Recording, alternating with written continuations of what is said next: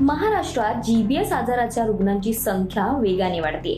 हा दुर्मिळ आजार विषाणू किंवा बॅक्टेरियाच्या संसर्गामुळे होतो।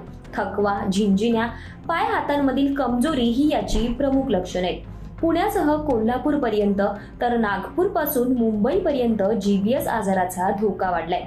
जीबीएसनं आतापर्यंत अनेक लोकांचा बळी घेतलाय, तर कित्येक जण जीबीएसची रुग्णालयात झुंज देत आहेत। नागपूरमध्ये 45 वर्षाच्या एका रुग्णाचा जीबीएसमुळे मृत्यू झाला। यासह राज्यात जीबीएसमुळे मृत्यू झालेल्या रुग्णांची संख्याही 9 वर पोहोचली आहे। मुंबई, पुणे, सोलापूर, नागपूरमध्ये जीबीएसच्या रुग्णांची संख्या दिवसेंदिवस वाढत चालली आहे। दरम्यान राष्ट्रवादी काँग्रेसचे नेते आणि राज्याचे उपमुख्यमंत्री अजित पवार यांनी जीबीएस आजाराबाबत एक मोठी माहिती दिली आहे। चिकन खाल्ल्यामुळे जीबीएसचा धोका असल्याचं अजित पवार यांनी म्हटलंय।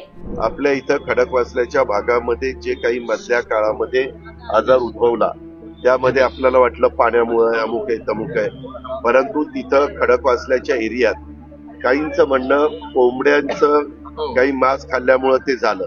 त्याच्याबद्दलची अतिशय चांगल्या प्रकारची सगळी माहिती घेतलेली आहे। मी आता राजेंद्र भोसलेंना पण सांगणार आहे, त्याची प्रेस नोट काढा, त्यामध्ये म्हणजे तिथल्या कोंबड्या किंवा काही त्याची विल्हेवाट लावण्याची गरज नाही। तर जीबीएस आजाराची मुख्य लक्षणे काय आहेत पाहूयात। अचानक पायात किंवा हातात येणारा अशक्तपणा, दुर्बलता किंवा लकवा, अचानकपणे उद्भवलेल्या चालण्यातील त्रास किंवा अशक्तपणा, जास्त दिवसांचा अतिसार आणि ताप। तर नागरिकांनी अशा वेळी काय काळजी घ्यावी जाणून घेऊयात। अर्धवट शिजवलेलं मांस किंवा चिकन खाऊ नका। घरी आणलेलं मांस 100 अंश सेल्सिअसच्या तापमानावर शिजवून घ्या। पिण्याचं पाणी नेहमी उकळून प्या। ताजे आणि स्वच्छ अन्न खावा। शिजवलेले अन्न आणि न शिजवलेले कच्चे अन्न एकत्रित ठेवू नका। वैयक्तिक स्वच्छतेवर भर द्या। हात किंवा पायांमध्ये अचानक वाढत जाणारा अशक्तपणा असल्यास त्वरित जवळच्या रुग्णालयातील डॉक्टरांशी संपर्क साधा।